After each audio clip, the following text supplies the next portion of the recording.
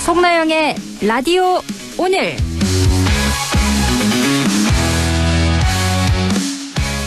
여러분 안녕하십니까? 송나영입니다. 정보통신망법 개정안, 이른바 허위조작정보근절법이 오늘 국회 본회의를 통과했습니다.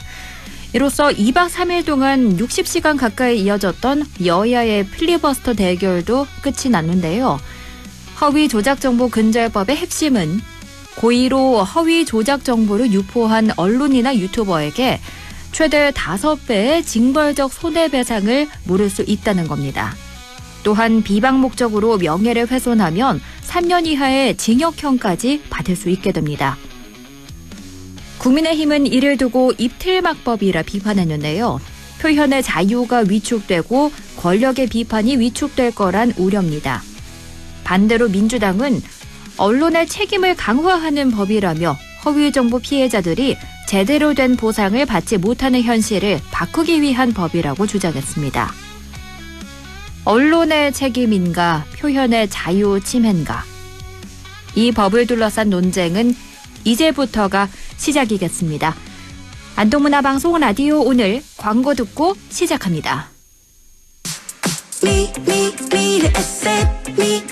에셋 투자는 미래 에셋 글로벌 자산배분 디지털 연금 투자는 다 미래 에셋 증권. 원금 손실 유의, 투자 전 상품 설명서 및 약관 필독. 안전화가 이렇게 편해도 돼요? 나도 모르게 집에까지 신고 간다니까요. 우린 발이 건강해야 하니까 안전화 아무거나 못 신어요. 내가 안전해야 가족이 안심하지. 그래서 난 꼭 워킷만 신어. 워킷 안전화를 고집하는 확실한 이유가 있다. 생각의 차이가 만드는 가치 워킷 안전화. 잘 나가는 비즈니스 모빌 대박, 잘 달리는 엔진 오일 모빌 대박, 엔진 보호 안전 운전 모빌 대박, 대형 트럭 엔진 오일 모빌 대박, 하와 대박 성능 대박 모빌 대박. 저출생과 경제 위축으로 작아지는 지역들, 숨막힐 만큼 밀려드는 수도권. 대한민국은 지금 국토 공간의 대전환이 필요합니다.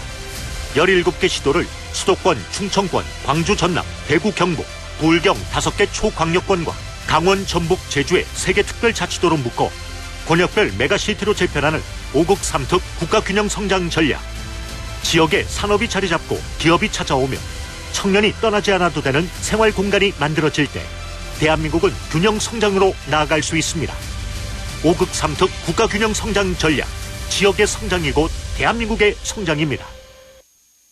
내게 기대 저축은행 당신 곁에 저축은행 기대하던 미래와 만나요. 당신의 기대, 당신의 미래. 저축은행에 기대세요. 내게 기대 당신의 저축은행.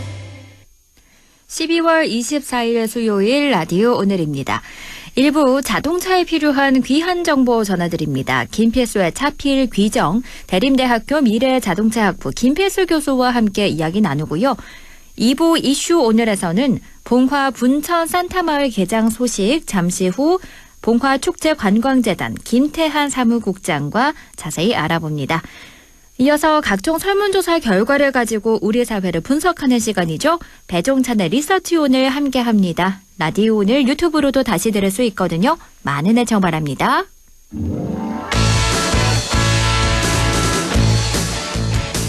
차에 필요한 귀한 정보 전해드립니다. 김필수의 차필 귀정, 대림대학교 미래자동차학부 김필수 교수 연결해 이야기 나눕니다. 교수님 안녕하세요. 네, 안녕하세요. 요즘 뉴스를 보면 블랙아이스 사고가 계속해서 나오던데요. 네. 먼저 블랙아이스가 일반 눈길과 정확히 어떻게 다른 건가요? 일단 눈으로 봤을 때 눈은 하얗게 보이기 때문에 네. 미끄러진다는 걸 본능적으로 알거든요.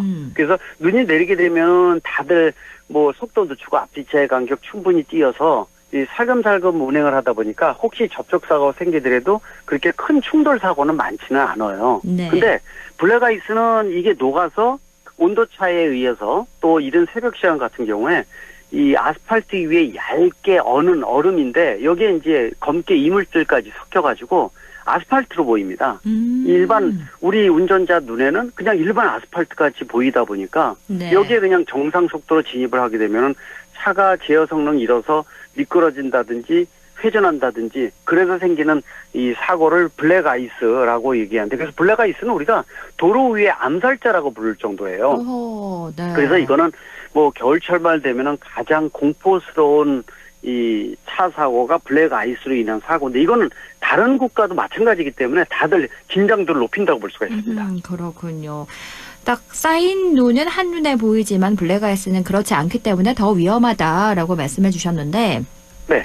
최근에 고속도로 교량 위에서 발생한 다중주도 사고도 역시나 블랙 아이스 때문이었는데 네. 이런 교량이나 터널 출입구가 특히나 더 위험한 이유는 뭘까요? 밑에 이 바람이 위도 통과하지만은 밑에도 통과하기 때문에 이 온도차, 특히 도로라는 것이 이 땅이라는 게 따뜻할 수가 있는데 실제로 밑에 바람이 통하게 되면은 이 다른 도로에 비해서 교량이라든지 고가도로 같은 경우에는 블랙아이스가 더 많이 생길 수가 있고 또 녹는 것도 늦게 녹습니다. 아하. 그러다 보니까 실제로 말씀드린 대로 이 고가도로, 터널, 입출구요. 터널 입출구도 온도 차이가 있고 또 산에서 물이 떨어지면서 블랙아이스가 입출구에 많이 생길 수가 있습니다. 그리고 교량이라든지 또 산 밑에 그늘진 곳 같은 경우에 네. 특히 많이 생기고 시간대는 새벽 시간대가 가장 위험합니다. 아하. 그리고 야간 심야 운전도 별로 좋지는 않고요. 그렇군요. 그래서 특히 조심해야 되는 게 말씀드린 대로 장소나 시간대를 좀 신경을 많이 쓰셔야 될 것 같고 국내에서도 가장 큰 게 아마 5, 6년 정도 됐는데 영종대교에서 한 50종, 60종 충돌 사고가 네. 가장 컸었죠. 네. 기억나시는 분은 있을 거예요. 근데 이탈리아인가에서는 300종 충돌이 있었습니다. 와. 300종인데요. 1시간 이상 충돌했어요. 1시간 이상이요. 와. 그러니까 오는 대로 미끄러지면서 계속 부닥쳐가지고 이 충돌된 차량이요.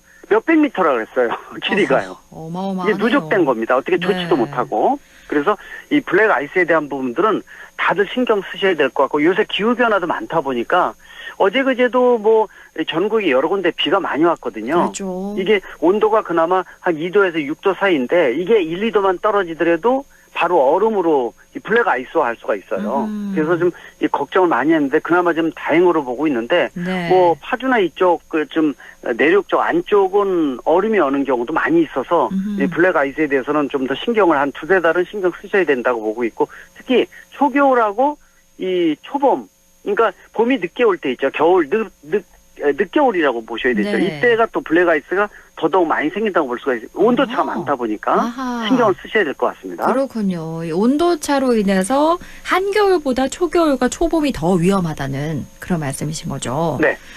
그리고 이런 교량이나 터널 출입구 외에도 이 구간은 정말 조심해야 한다. 운전자들이 꼭 기억해야 할 장소가 있을까요?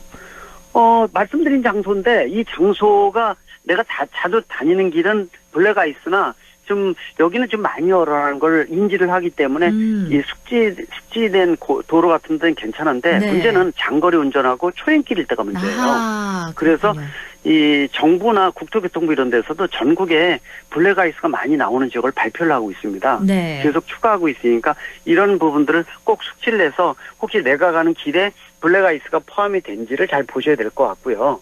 특히 이 곡선 구간 같은 경우에 휘어지는 구간에 보통 속도를 미리 줄이고 진입을 하지 않게 되면은 혹시 곡선 구간에서 제동을 하게 되면 차가 돌아가는 경우도 굉장히 많거든요. 네. 네. 그리고 특히 이제 어디를 주의하셔야 되냐면은 내륙 고속도로 중에서 특히 이제 이 터널을 통과하고 밑에 골짜기는 고가도로로 돼 있잖아요. 네. 그런 도로가 그런 터널이 많은 지역이 특히 이 블랙 아이스가 많이 생기는데 이 블랙 아이스 중에서도 아스팔트보다 시멘트 쪽이 더 도리어 안 좋습니다. 아, 그래요? 예, 왜 그러냐면 아스팔트는 검게 돼 있고 해를 머금어서 이 햇빛을 흡수를 해서 이 아스팔트의 온도가 물이 들어가게 되면 많이 녹여져요. 그리고 물을 흡수하는 부분들도 지금 일부가 있는데 시멘트는 아예 흡수를 못하고 차갑습니다. 그러다 보니까 이 시멘트 도로가 이 진동도 심하고요. 올라오는 진동이나 운전할 때도 좀 안 좋다고 얘기를 하죠, 운전자들이. 네. 근데 겨울철 눈이 내렸을 때 잘 녹지도 않고 블랙 아이스도 많이 생기니까 말씀드린 대로 터널과 고가도로가 많은 내륙 고속도로 같은 경우에는 1년에 보면은 몇십 건씩 생기거든요. 저도 네. 이 장거리 운전할 때 이런 도로는 피해서 좀 2, 30분 더 걸리더라도 우회 도로를 찾는 부분들이 있으니까 꼭 운전하실 때 신경을 쓰셔야 될 것 같습니다. 그런데 만약 이 위에서 이미 내 차량이 미끄러지기 시작했다면 운전자는 네. 어떤 행동을 취해야 하나요? 이 질문이 가장 어려운 답변이에요.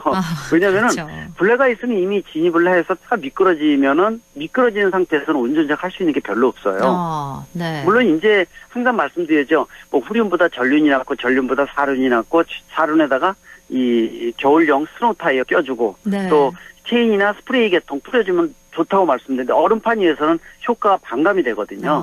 근데 혹시라도 한 가지 더 말씀드릴 수 있는 것은 네. 혹시 이 블랙아이스 지역에 차가 올라가서 미끄러지고 있다. 네. 그러면 그 짧은 시간에 내가 할 수 있는 방법이 뭘까라고 생각하시면은 되냐면은 혹시 운전자가 습관적으로 차가 미끄러지면은 미끄러지는 차의 반대 방향으로 핸들을 꺾어서 돌리지 않습니까? 이게 네. 습관이거든요. 그렇죠. 예, 그쪽 돌아가는 방향으로 반대로 틉니다. 네. 근데 실제로는 차가 미끄러지는 방향으로 바퀴 핸들을 틀어줘야 돼요. 핸들을 틀면서 제동을 브레이크를 나눴다 밟았다 놨다를 여러 번 나눠서 밟으면 효과가 좋습니다. 아하. 그러니까 ABS, 브레이크를 예. 짧게 타닥타닥 이렇게 밟으면 된다는 맞습니다. 거죠. ABS는 세게 한 번에 밟을 때 이 시스템 자체가 여러 번 나눠서 밟는 게 ABS인데 네. 얇게 밟을 때는 ABS 동작이 안 되거든요.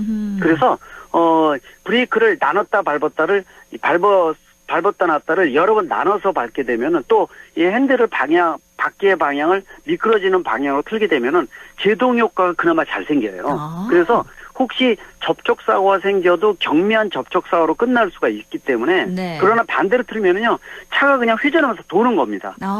그렇군요. 예, 그래서 중앙선도 넘어서 이렇게 침범한다든지 해서 대형 사고가 될 수가 있기 때문에 그나마 할 수 있는 것은 그걸 꼭 생각을 하시면은 그나마 그게 유일한 대처 방법이라고 말씀드릴 수가 있습니다. 네.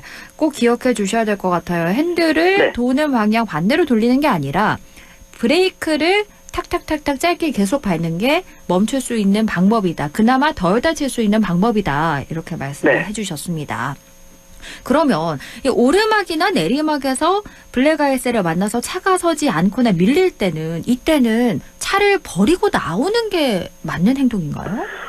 실질적으로 이게 이 내리막길이나 오르막길에서 미끄러지면서 차가 한쪽으로 밀려서 뭐 경계석 쪽에 닿다든지 하게 되면은요. 네. 이 상황을 보셔야 돼요. 너무 미끄러져서 도저히 이거는 뭐 어떤 조치를 취하더라도 어렵다라면은 네. 그냥 한쪽 구석에 안전한 곳에 차를 그냥 주차시켜버리는 것도 좋습니다. 그래서 눈이 많이 와서 올해도 뭐 보면은 수도권 쪽 같은 경우에도 첫눈이 대설주의보가 내렸거든요. 그렇죠. 네. 거기다 5시, 6시 뭐 퇴근 시간에 집중적으로 내려서 저도 3시간 동안 바깥에서 미끄러져서 헤맸거든요. 차를 가지고요. 네. 예, 근데 이때 차를 버리셔도 괜찮아요. 왜? 버린 차가 남아있는 게 아니라 여러 사람이 버렸습니다. 네. 문제는 차를 버리고 와서 다음날 날씨가 괜찮을 때 회수를 잘 하셔야 돼요. 그냥 방치하시면 안 됩니다. 어허. 그래서, 근데 이제 일이 많아지는 거죠. 네. 근데 그래서 언덕 같은 거 올라갈 때는 베테랑 운전자 같은 경우에는 언덕 중간에 쓰면은 다시 가속을 밟으면은 차 미끄러져서 도저히 못 올라가요. 네. 그래서, 그렇게 높지 않은 언덕 같은 데는 말씀드린 대로 후륜은 어렵고요. 전륜 또는 사륜에다가 스노우 타이어 껴주면 효과가 좋고 또 이 미끄러지는 상태에서 하면 좋겠지만은 체인을 하게 되면은 눈이 많은 지역은 좋지만은 그렇지 않은 지역은 체인의 의미가 별로 없거든요. 네. 예, 그럴 때는 그냥 요새 스프레이 계통 많이 나와 있으니까 밖에다가 스프레이 뿌려주게 되면 한 15분 정도 마찰 저항이 커져요. 효과 분명히 있습니다. 그래서 네. 이런 도로를 올라가고 내려갈 때 충분한 시간대가 되기 때문에 뿌려주고 올라갈 때 가속을 해서 관성을 주는 겁니다. 밑에부터. 관성을 네. 흐름을 타고 쭉 타고 올라가면은 안 미끄러지거든요. 네. 그리고 내려올 때는 똑바로 바퀴를 잡고요. 브레이크를 세게 밟으면 미끄러지니까 서서히 미끄러지면서 내려오는 거죠. 그냥 미끄러지면 애초에. 내려오는데 차가 옆으로 막 갑니다. 네. 미끄러져서 가니까 이것도 숙달되지 않으면은 굉장히 공포스럽거든요. 그렇군요. 예, 앉아있는데 차가 혼자서 미끄러진다고 생각을 해보세요. 예, 그래서 그냥 이 가드레일이나 아니면 이 경계석 같은 데 툭 치면서 가는 경우도 있는데, 네. 그렇게까지 하지는 마시고요. 이게 쉽지는 않습니다. 그래서 되도록이면은 운행을 안 하는 게 가장 좋고, 대중교통 버스 같은 경우는 무겁고, 이 타이어의 마찰 저항이 크기 때문에 네. 그래서 일반 승용차보다 대중교통을 미끄러질 때, 눈 올 때 이용하세요라고 말씀드린 이유가 바로 그런 부분인데 네. 꼭 해야 되겠다 그러면은 말씀드린 대로 차가 크면 좋고 사륜구동, 스노우 타이어, 또 체인 준비하시고 네. 그래서 철저하게 이 앞뒤 차의 간격 충분히 띄시고 속도 늦추시고 좀 이 교통 정보 또 날씨 정보 종합적으로 이 운영을 하면서 진행을 해야지 안전을 보장할 수가 있습니다. 그렇군요. 그리고 네. 타이어 상태도 굉장히 중요할 것 같은데 겨울철 타이어 점검할 때 운전자들이 가장 놓치는 부분은 어떤 걸까요? 가장 중요한 것이 타이어 공기압에 대한 부분들을 아하. 적절히 유지를 해야 되고요. 공기압. 그리고 중요한 게 이 홈의 깊이, 타이어 홈의 깊이가 마모된 타이어 있죠. 마모 네. 타이어. 우리가 일명 민 타이어라고 마모가 다 된 타이어는요. 일반 여름철에 물 위도 이 수막 현상으로 미끄러지면서 스케이트 타도 미끄러지는데 얼음판도 마찬가지입니다. 그래서 눈 위도 마찬가지고요. 홈의 깊이가 5mm 이상이 돼야 돼요. 네. 그래서 혹시 편마모 생기거나 아니면 이렇게 5mm 미만으로 마모가 되면은 타이어 교체를 해주시면 좋을 것 같고 혹시 내가 많이 다니는데 나는 겨울철에 미끄러지는 걸 공포스러워 좀 더 안전하게 다니고 싶어 하시는 분들은 스노우 타이어도 좋아요. 근데 스노우 네. 타이어는 한 3개월 정도만 운행을 하거든요. 나머지는 한 9개월 정도로 보관을 하셔야 돼요. 그늘지고 바람이 잘 통하는데 요새 맡겨서 보관해 주는 데 있거든요. 아, 그렇군요. 예, 스노우 타이어 구입할 때 구입하는 데다가 물어보면 거기서 장소 비용 저렴하게 해서 보관을 해줍니다.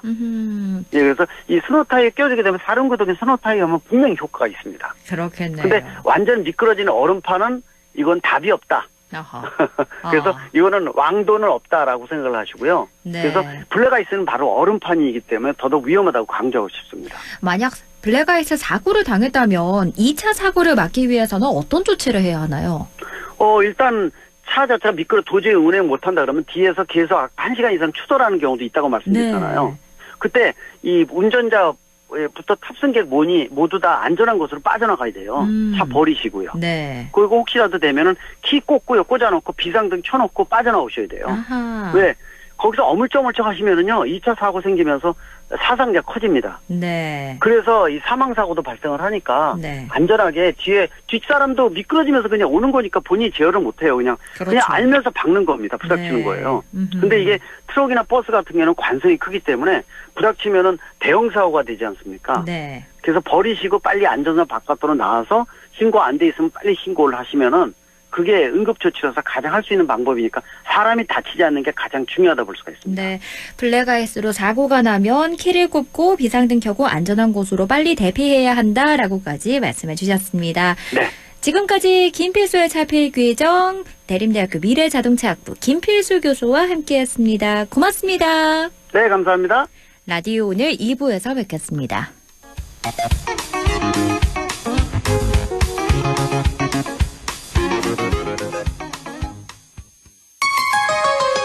MBC 라디오 지역과 함께 성장해갈 인재를 키웁니다. 지역교육 혁신을 주도하는 안동과학대학교. 새로운 도전을 위한 성인학습자 평생 직업교육. 해외 우수인재 지역정착을 위한 명품 교육과정 혁신. 대학이 지역의 미래다. 혁신을 주도하는 안동과학대학교. 아, 땡긴다 땡겨. 매콤 새콤 달콤한 맛. 무침에는 역시 땡기네 가오리. 장례식장 등 각종 대소사 최고의 인기 메뉴 땡기네 가오리. 물이 생기지 않아 언제 어디서든 포장 배달 택배 모두 가능한 안동 땡기네 가오리. 054-852-4988. 한순간에 일어나는 금융사기 예방과 대처법 알려드립니다. 첫 번째, 매일 문자 메시지에 있는 확인되지 않은 링크는 클릭하지 마세요. 개인정보 유출의 통로가 될 수 있습니다. 두 번째, 주민등록번호, 통장 비밀번호 등 개인정보를 전달하지 마세요. 대한민국의 공공기관에서는 전화나 문자 메시지로 개인정보를 요구하지 않습니다. 세 번째, 금융사기 피해가 의심된다면 112에 신고하고 해당 은행 고객센터에 전화하세요. 해당 계좌의 지급정지를 요청할 수 있습니다. 네 번째, 금융사기 피해 금액에 대해서는 해당 은행을 방문하여 피싱사기 피해금 환급을 신청하세요. 다섯 번째, 은행의 보안 서비스를 적극 활용해 주세요. 확인되지 않은 PC에서는 이체가 안 되게 하거나 해외 IP를 차단하는 등 금융사기 예방이 가능한 서비스를 이용할 수 있습니다. 한순간의 클릭으로 일어나는 금융사기 예방과 대처법을 꼭 기억해 주세요.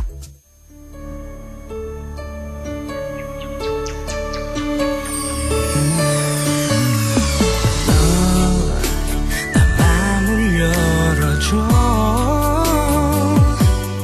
다가가 나 속삭이도록 언제나 내 생각으로 행복해야 해요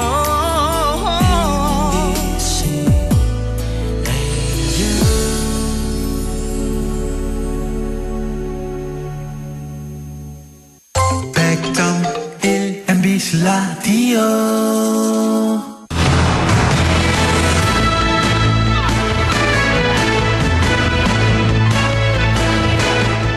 라디오 오늘 2부 순서 이슈 오늘입니다. 오늘은 크리스마스 이브고요. 내일은 크리스마스인데요. 크리스마스만 되면 더욱 바빠지는 것이죠. 봉화군 분천 산타마을이 올해도 어김없이 문을 열었습니다. 올해는 더욱 다양한 행사와 시설이 마련됐다고 하는데요. 봉화군 축제관광재단 김태한 사무국장 연결해 이야기 나눠봅니다. 안녕하세요. 네, 안녕하세요. 지난 주말부터 분천 산타마을이 문을 열었습니다. 개장 이후 정말 많은 분들이 다녀가셨을 것 같은데요. 반응 어떤가요? 지난 20일 개장 이후에 지금 현장 열기가 정말 뜨겁습니다. 네. 예, 개장 첫 주말에만 약 2만 2천 명의 관광객이 분천을 찾아주셨는데요.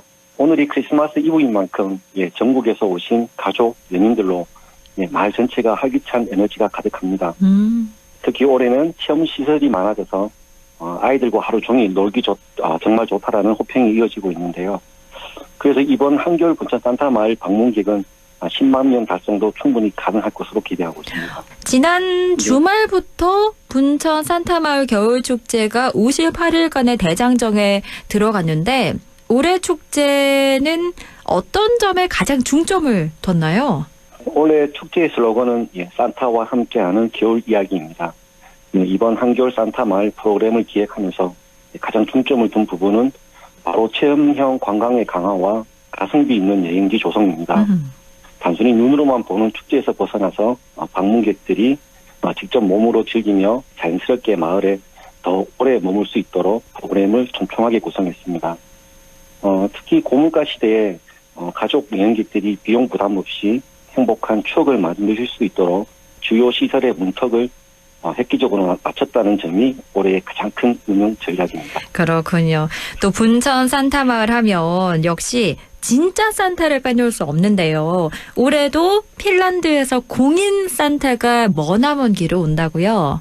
네, 지금 핀란드 산타마을에서 공식 인증한 공인 산타클로스가 올해로 벌써 세 번째 분천을 찾았습니다. 크리스마스인 내일까지 산타클로스 스튜디오에서 산타와 직접 대화를 나누고 또 기념 사진을 찍을 수 있는데요. 10,000원의 액자와 사진 이나 원본 파일까지 드리고 있어 지금 줄을 서서 기다릴 정도로 반응이 뜨겁습니다. 어제는 또 지역 아동들을 초청해서 산타의 비밀 크리스마스 파티도 열었는데 네. 아이들에게는 평생 잊지 못할 동화 같은 선물이 되었을 거라 생각합니다. 그렇겠네요. 또 올해 특히 눈에 띄는 변화가 겨울 왕국 첫 손을 보인다는 점인데요. 그러니까 가족 단위 관광객들의 즐길 거리가 정말 많이 갖춰져 있을 것 같아요. 네, 겨울 왕국은 이제 분천 산타마을의 새로운 심장입니다. 사계절 썰매장은 눈이 오지 않아도 즐거움을 선사하고 또 트리 전망대는 산타마을 전경을 또 한눈에 담을 수 있는 포토 명소입니다. 또 여기에 실내외 놀이터까지 갖추고 있는데요. 가장 중요한 점은 이 시설들을 1인당 단돈 1,000원으로 즐길 수 있다는 것인데 사실상 전면 무료 개장에 가까운 전략으로 부모님들께는 가성비를 또 아이들에게는 또 무제한의 즐거움을 드리는 공간으로 운영하고 있습니다. 남녀노소 모두가 재미있게 즐길 수 있는 곳입니다. 특히나 눈꽃 스케이트장도 처음으로 문을 열고요. 또 인간 컬링 같은 이색 스포츠도 즐길 수 있다면서요? 네, 올해 하천을 또 활용해서 제가 멋진 얼음 썰매장을 준비했습니다만 또 최근 기온이 또 이례적으로 높아서 관광객분들의 안전을 위해 지금 현재 스케이트장 운영은 잠시 중단된 상태입니다. 이게 자연 결빙 시설이라 날씨 상황에 따라서 이제 운영이 유동적인 점을 양해를 부탁드리고, 하지만 또 날씨와 상관없이 즐길 수 있는 또 사계절 서미장이 또 그 아쉬움을 달래드리고 있고요. 또 얼음 위 스포츠는 잠시 멈췄지만 또 대신 마을 곳곳에 이국적인 포토존과 주민들이 운영하는 또 산타 자전거 썰매 등이 또 가족분들에게 큰 즐거움을 드리고 있습니다. 그렇군요. 기온이 또 내려가면 다시 운행을 하는 거죠? 네, 당연히 운영을 준비하고 있습니다. 아, 그렇군요. 오늘이 크리스마스 이브고 내일은 크리스마스잖아요. 특별히 마련된 행사나 공연도 있을까요? 네, 또 축제의 분위기를 또 절정으로 끌어올릴 또 공연들이 준비되어 있습니다. 오늘 2부에는 또 김유아 양과 또 지역 예술인들이 참여하는 또 감성적인 음악 공연이 펼쳐져서 또 크리스마스 설렘을 더해주고 있고요. 또 내일 크리스마스 당일에는 또 우리 어린이들의 대통령 뽀로롱 싱어롱 공연이 오전 11시와 오후 1시 30분 총 2회가 열릴 예정입니다. 캐릭터들과 함께 춤추고 노래하며 또 온 가족이 하나 되는 환상적인 무대가 될 것입니다. 그렇겠네요. 또 축제하면 먹거리 빼놓을 수 없는데 특별한 간식 부스나 푸드트럭 같은 것도 있을까요? 네, 또 겨울 축제하면 또 먹는 재미가 반인데 우리 저 마을 곳곳의 먹거리존에서는 또 추위를 녹여줄 따끈한 어묵과 또 국물 요리는 물론이고 네. 또 겨울 또 별미인 또 행사장 하면 또 빠질 수 없는 솜사탕, 닭꼬치 등이 방문객들을 기다리고 있습니다. 특히 또 본천 산타 마을의 이국적인 풍경 속에서 즐기는 로컬 먹거리들은 또 특별하고 또 정겨운 겨울 감성을 선사할 것입니다.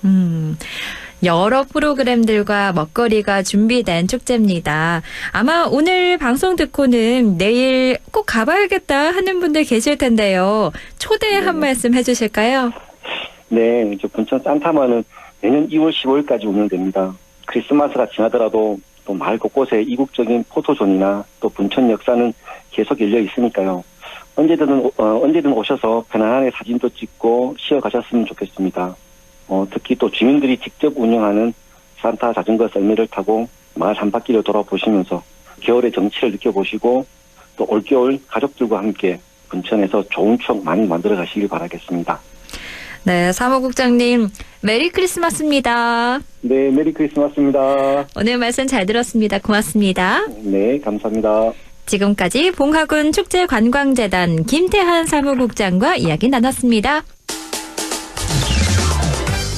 라디오 오늘에서는 청취자 여러분의 참여를 기다리고 있습니다. 우리 지역에서 발생한 사건 사고 소식이나 함께 토론하고 싶은 내용을 안동 MBC 홈페이지 라디오 오늘 게시판에 올려주시기 바랍니다. 전화와 문자 참여도 하실 수 있습니다. 전화는 851국에 7191번, 문자는 샵 0913번으로 보내주시면 됩니다. 문자는 단문 50원, 장문 100원의 정보 이용료가 있습니다. 여러분의 많은 참여 바랍니다.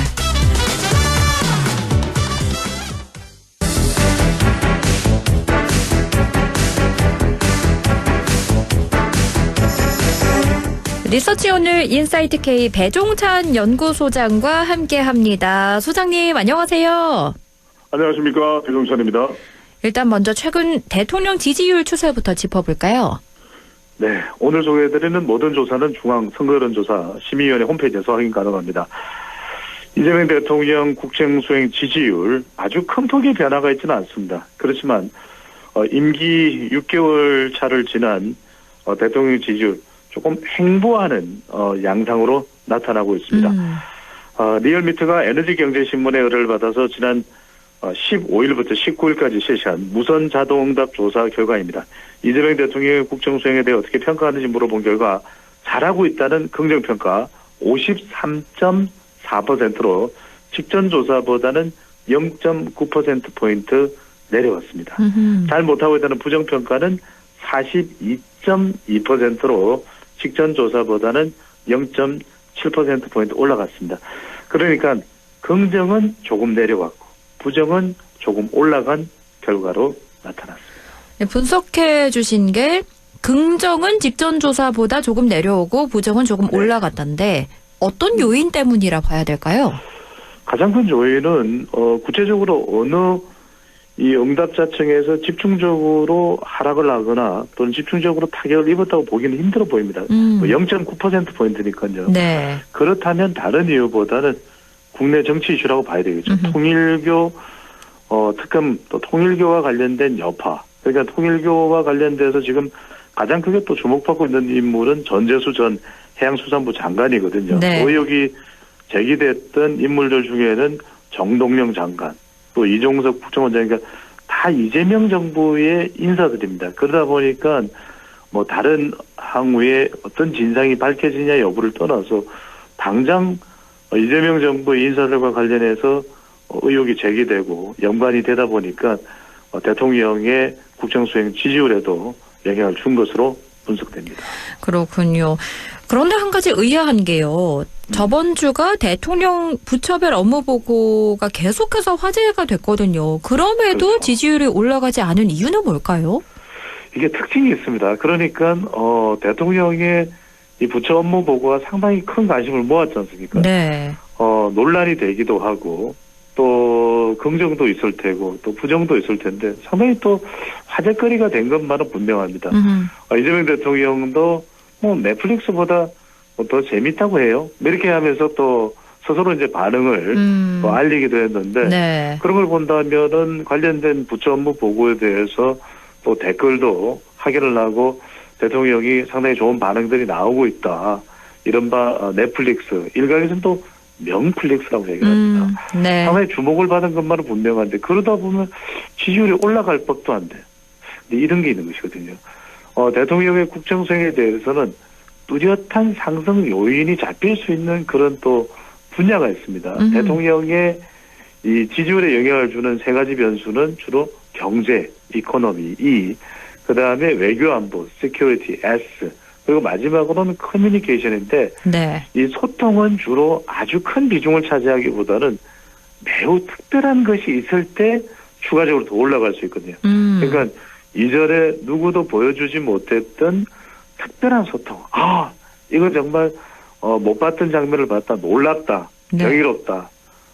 이런 경우에는 이제 올라갈 수 있는데 이재명 대통령이 그동안 타운홀 미팅이라든지 소통을 적극적으로 해왔던 것은 이미 선반영돼 있거든요. 지지율에. 네. 그러다 보니까 실제로 긍정평가 이유를 물어보더라도 부처 업무 보고 때문에 이렇게 올라가지는 않아요. 긍정적인 건 분명한데 네. 대통령의 주목도를 높인 것도 틀리진 않는데 그렇다고 해서 이것이 이제 국정수행 지지율 플러스 요인으로 연결되는 것은 또 아니다 이렇게 볼 수가 있는 거죠. 가령 이제 경제 요인이다. 어떤 우리가 엄청난 수주를 냈다든지 대통령의 경제 순방에서 많은 MOU를 체결했다든지 이런 경우에는 주목도가 높으면 실질적인 또 이익으로 또 연결되거든요. 네. 그런 경우에는 지지율이 올라갈 수 있는데 늘상 이재명 대통령이 보여왔던 이 소통과 관련해서 부처무 보고도 이제 그 연장선상에 있다고 봐야 되겠죠. 이미 선반영돼 있다. 이미 대통령의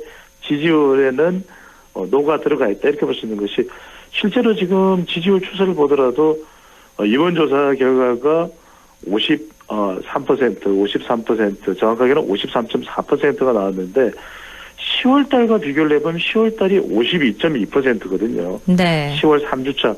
그러면 대통령 지지율이 그렇게 또 이런 추세로 본다면 두 달 전 비교를 해볼 때 내려간 것도 아니에요. 그러다 보니까 이미 대통령의 이런 소통, 적극적인 소통, 타운홀 미팅 등등의 내용들은 이번에도 부산을 방문해서 거의 뭐 10몇 년 만인가요? 네. 국무회의를 지난 문재인 정부 2019년 이후니까 10년이 지나지는 않았습니다. 꽤 오랜만에 부산에서 국무회의를 열었거든요. 그러니까 이런 소통은 적극적으로 해왔던 것이고 이미 대통령의 지지율에 반영돼 있는 것으로 보입니다. 그렇군요. 그래서 이미 반영이 돼 있었기 때문에 지지율이 올라가지 않았다라고 분석을 해주셨고 그렇다면 최근 정당 지지율 추세는 어떤가요? 네, 같은 리얼미터와 에너지경제신문의 조사인데 날짜는 다릅니다. 18일, 19일 양일간 정당 지지율은 물어봤습니다. 어느 당을 지지하는지 물어봤는데요. 더불어민주당 44.1%. 직전 조사보다는 민주당은 조금 내려왔습니다. 이건 역시 앞서 이제 대통령 지지율 분석에도 말씀을 드렸듯이 통일교 여파 이 부분은 바로 또 전재수 전 장관이 또 의원이기도 하거든요. 그렇죠.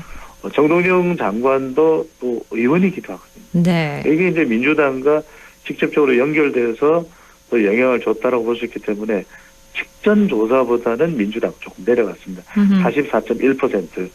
국민의힘은 37.2%로 직전 조사보다는 조금 올라갔습니다.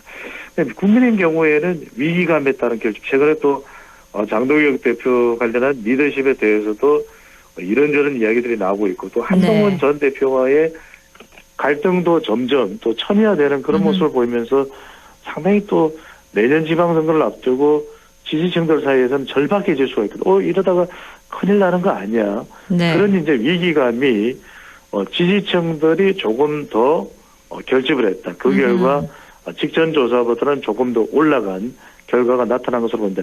이 조사 시점이 18일, 19일이기 때문에 네.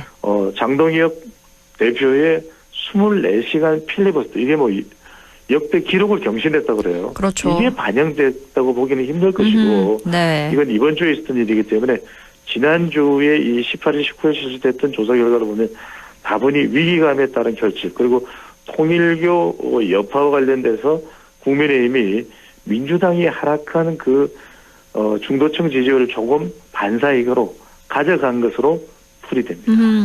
안 그래도 말씀해 주셨다시피 어제 장동혁 대표가 24시간 필리버스터를 계속해서 했습니다. 우리나라 최장의 기록이라고 하던데요. 어떻게 보셨나요? 내란 전담 재판법과 관련해서 이제 필리버스터 의사 진행 방해를 한 것이거든요. 그러니까 네. 장동혁 대표로서는 야당 대표로서 내란 전담 재판부의 이 문제를 전면에서 또 저항할 수밖에 없는 것이고 그런 가장 강력한 이 몸짓이 이제 24시간 필리버스터 이거 뭐 네. 역사 적인 기록을 경신했다는 거 아니고 물론 뭐 올림픽 기록을 경신하거나 이런 성격은 아니지만 그럼에도 불구하고 첫 번째 장동혁 대표의 대표 리더십이 조금은 견고해진 것 같아요. 왜냐하면 뭐 여기에 대해서는 여러 가지 평가가 나올 수 있습니다만 일단 그동안 좀 흔들린다라는 이 위기론이 대두됐거든요. 장동혁 대표가 또 지지율도 지금 좀처럼 올라가지 않는 그런 상황이고 한동훈 전 대표 계와의 갈등 이런 부분들도 당의 변화가 없더라고 하는 목소리. 그런데 이제 이런 24시간 필리버스터를 하다 보니까 대구의 지역구를 두고 있는 친한계로 분류되는 우재준 의원도 그러니까 정치적인 입장으로는 장동혁 대표와 반대 방향에 서 있다고 해도 과언은 아닌 인물이죠. 우재준 최고위원, 청년 최고위원입니다. 놀랍다, 경이롭다 이런 얘기를 하거든요. 네. 그러니까 대체로 장동혁 대표와 정치적인 뜻을 달리하는 사람들 중에서도 이번 필리버스터에 대해서는 뭔가 마음이 짠하다. 24시간이라는 것은 사실 이거 보통 일이 아니죠. 우리가 무슨 공부할 때도 밤샘 공부를 한다 그래도 뭐 12시간이지 24시간은 하루 24시간을 꼬박 물론 뭐 화장실은 다녀올 수 있었습니다만 상당히 지금 기력이 기진맥진한 상태라고 또 이야기가 전해지고 있어요. 그만큼 힘들었을 텐데 기를 쓰고 했다. 그 이야기는 도끼를 품었다. 지금 물러서면 당대표로서의 위상이 흔들릴 수 있기 때문에 당내에 이 과제는 풀어야 될 문제는 산정하지만 일단은 당대표가 얼마나 도끼를 품고 대여 투쟁을 하고 있는 걸 보여주자. 이 부분에 있어서는 상당히 좀 효과를 거뒀다. 물론 여전히 앵커께서도 말씀하셨던 대로 당내에서의 과제, 지지율을 올려야 된다. 또 한동훈 전 대표 진영 의원들과의 관계, 또 당의 변화가 어떻게 구체적으로 계획이 세워졌냐 이런 부분에 대한 부분은 여전히 과제입니다. 그럼에도 불구하고 통일교 특검이 이 민주당에서 수용이 안 됐다면 단식에 들어갈 수 있다라고 하는 전언은 있었거든요. 그런데 이제 그게 민주당에서 이 급기야 이제 수용하는 상황으로 전개되면서 24시간 필리버스터에 나섰고 그것이 상당히 좀 현재의 당 내에서는 좀 결집하는 효과가 있는 것으로 보입니다. 그렇군요. 그리고 지금 정치권에서 가장 큰 이슈 중 하나가 통일교 게이트인데요. 민주당은 계속해서 이 통일교 특검 수용에 대해서 선을 그어왔는데 지난 22일에 김명기 민주당 원내대표가 수용 의사를 밝혔거든요. 민주당은 통일교 게이트와 관련해서 뭐 자신 있다 이런 걸까요? 그런 판단이 선 것으로 보입니다. 이른바 미칠 것이 없다. 독인 개인이다. 네. 50보 100보다. 이런 판단이 이제 섰던 것으로 보이는데 그렇게 보는 가장 큰 이유는 첫 번째는 여론입니다. 근데 이 여론을 의식하기 전에는 정청래 지도부는 계속해서 선을 그어왔거든요. 네. 심지어는 일고의 가치도 없다. 받아들일 이유가 없다라고 이야기를 해왔는데 그럼에도 불구하고 바로 김병기 원내대표가 민주당이 뭐 두려울 게 있느냐 받아들이겠다 이렇게 이제 입장 선회를 내버렸어요. 근데 자세히 판단해 본다면 이게 대통령실에서의 수용 의사가 없고 이것을 급선해야 하는 상황이 오지는 않았을 것 같아요. 그러니까 일고의 가치가 없으면 선을 그었던 당의 입장을 바꾸게 된다는 데는 대통령실에서 수용 입장으로 가닥을 잡았지 않나. 그것을 대체적으로 이재명 대통령의 호위무사 역할을 하겠다. 대통령의 병기가 되겠다라고 얘기했던 김병기 원내대표의 입을 통해서 또 발표가 됐거든요. 또 하나는 이런 게 있는 것 같아요. 지금 민주당에서 가열차게 추진하고 있는 것이 종합특검입니다. 네. 이진한 3대 특검의 내란, 또 김건희, 또 최혜명 이 특검을 그대로 끝날 수는 없다. 이 추가적인 수사를 해야 되는 종합특검은 절실하다. 이걸 밀고 나가야 되는데 또 그리고 결국 24시간의 장동희 대표의 필리버스터 이후에 내란 전담 재판법 통과됐지 않습니까? 그렇죠. 그러니까 이런 부분들을 밀어붙이기 위해서는 또 통일교 특검을 안 받아들이고는 안 됐을 거예요. 그런 속사정이 있었을 테고 일종의 빅딜이죠.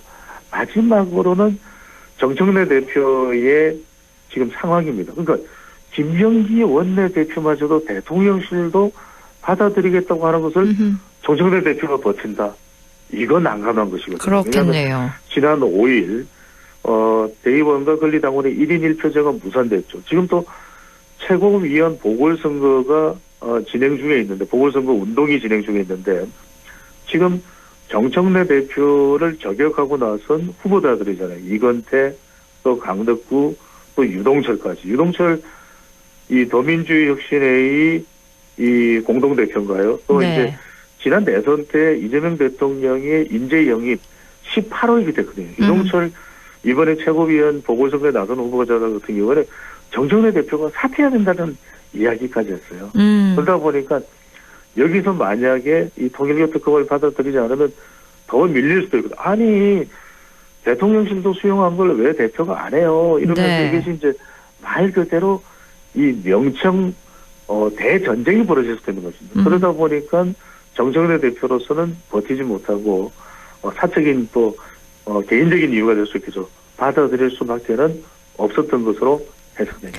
말씀해 주셨다시피 정청래 대표가 종합특검 추진 의사를 분명히 하고 있는데요. 이렇게 정 대표가 종합특검을 밀어붙이는 이유는 뭐라고 보시나요? 가장 큰 이유는 첫 번째로는 종합특검을 하지 않은 경우에 계속해서 명분으로 내세웠던 것이 국민의힘은 내란 동조 정당이다. 내란 세력이다. 이렇게 해왔던 것을 지금 우리가 이 특검의 이 결과 발표를 보면 그다지 이 특검의 이 본격화되기 전에 기대했던 만큼 밝혀내지를 못했다라고 하는 인식들이 강한 것 같아요. 그러다 보니까 네. 지금 이제 끝을 내버리면 일종의 용두사미가 돼버리죠. 그러다 보니까 정청래 대표로서는 자칫 잘못하면 이것 자체가 부메랑이 돼서 돌아서 아니 밝혀낸 게 뭐가 있느냐. 정청래 대표 그렇게 자신 만만하고 이 국민의힘을 위헌 정당 심판 청구로 해산해야 될 정당이라고 이야기했는데 정작 그 특검 밝혀진 거 보니까 그 정도까지는 아니거든. 이렇게 되면 상당히 또 위태로울 수가 있거든요. 이 역풍이 불 수도 있거든요. 그렇기 때문에 네. 종합특검으로 가서 부족했던 부분을 끝까지 가야 되는. 두 번째는 정치적인 의중을 이걸 또 우리가 배제하지는 못할 겁니다. 내년 지방선거입니다. 그렇다면 지방선거까지 이 내란 정당 프레임은 또 이어져야 되거든요. 이게 또 이제 해소가 돼버리면 또 어떤 식으로 통일교를 가지고서 국민의힘에 또 반격해올지 모릅니다. 그렇다면 적어도 이 앞으로의 이 정청래 대표가 이끌고 있는 민주당의 지방선거 또 그 이후에 있을 것이 바로 더 큰 이벤트일 수 있습니다. 정청래 대표에게는 바로 전당대회입니다. 네. 그런 일련의 사항들을 생각한다면 이른바 정청래 브랜드로 이건 그래도 정청래 대표가 처음부터 끝까지 밀고 나온 거야 라면 그거는 종합특검이 될 수밖에 없거든요. 그런 점에서 정청래 대표로서는 이 종합특검을 견인하고 있는 고삐를 늦출 수 없는 이유로 풀이됩니다. 그렇군요. 이렇게 한 주간 정치권 이슈들 쭉 살펴봤습니다. 지금까지 리서치 오늘 인사이트K 배종찬 연구소장과 함께했습니다. 오늘 말씀 잘 들었습니다. 고맙습니다. 감사합니다.